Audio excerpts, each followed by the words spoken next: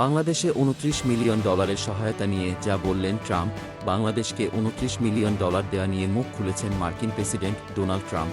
স্থানীয় সময় শুক্রবার 21 ফেব্রুয়ারি দেশটির গভর্নরদের নিয়ে আয়োজিত এক অনুষ্ঠানে ট্রাম্প বলেন, বাংলাদেশে রাজনৈতিক পরিমণ্ডল শক্তিশালীকরণে একটি সংস্থার কাছে $29 মিলিয়ন গেছে, যেটির নাম কেউ কোনো দিন শোনেনি। তারা চেক পেয়েছে। আপনারা ভাবতে পারেন, আপনার ছোট সংস্থা আছে, আপনি এখানে 10,000 পান, ওইখানে 10,000 পান। আমরা যুক্তরাষ্ট্রের সরকার থেকে $29 মিলিয়ন পেয়েছি বাংলাদেশকে দেওয়ার জন্য। ওই সংস্থায় মাত্র 2 জন কাজ করেন। আমি মনে করি তারা খুব খুশি।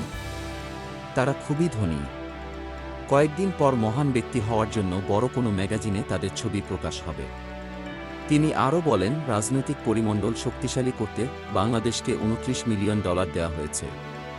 কেউ জানে না এই রাজনৈতিক পরিমণ্ডল কি, এটির মানে কি। এছাড়া ভারতে ভোটদানে উৎসাহী করতে $21 মিলিয়ন দেওয়া হয়েছে বলেও দাবি করেন ডোনাল্ড ট্রাম্প। তিনি বলেন, আর $21 মিলিয়ন যাচ্ছে আমার বন্ধু প্রধানমন্ত্রী মোদির কাছে ভোটারদের ভোটকেন্দ্রে আনার জন্য। আমরা ভারতকে এজন্য $21 মিলিয়ন দিচ্ছি।